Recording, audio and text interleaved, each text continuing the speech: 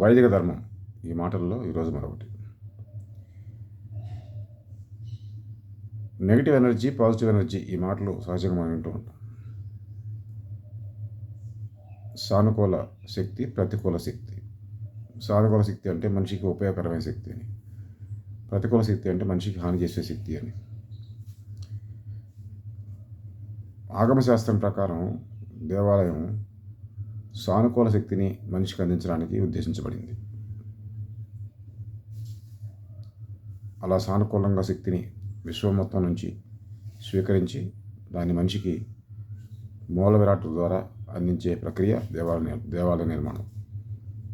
ఇక వ్యతిరేక శక్తి అంటే ఉదాహరణకి మీరు ఒంటరిగా ఆరు బయట నిద్రపోతే ఈ అర్ధరాత్రి పూట 12 గంటలకు 1 గంటకు మీ మీద నుంచి ఏదో తాకుతూ వెళ్ళిపోతున్న ఫీలింగ్ కనిపిస్తుంది. రోమాన్ని లెక్కపరుచుకోవడం అనిపిస్తుంది. రోమాన్ని లెక్కపరుచుకోవడం అంటే సానుకూలంగా కాదు, ప్రతికూలంగా ఏదో హాని జరగబోతున్నట్టు మిమ్మల్ని గట్టిగా ఎవరో పట్టేసినట్టు అనిపిస్తుంది. కానీ ఎవరో ఉండరు, దెయ్యాలు అంటారు. అవి మనకు కనిపించినవి కావు. దేవుడు అంటాం, మనకు కనిపించిన వాడు కాదు. కానీ సానుకూల శక్తి దేవాలయాన్ని దర్శించినప్పుడు ఒక గగురుపాటు వస్తుంది, నీకు మేలు జరుగుతుంది అన్నది భావన.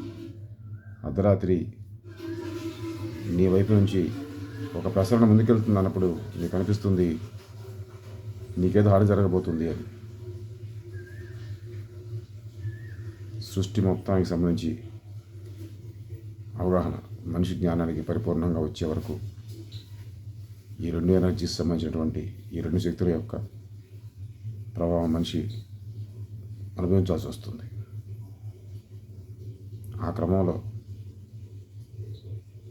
సానుకూల శక్తిని పొందే నిమిత్తం దేవాలయానికి వెళ్ళండి. ప్రతికూల శక్తిని నియంత్రించే శక్తి దేవాలయానికి ఉంది. ఆ లోహాలకు ఉంది, ఆ కలశాలకు ఉంది, ఆ యంత్రానికి ఉంది. అది సృష్టి ధర్మం, సృష్టి రహస్యం. మూఢనమ్మకం అనుకోవాల్సిన పని లేదు. ఎవరో అంటున్నారని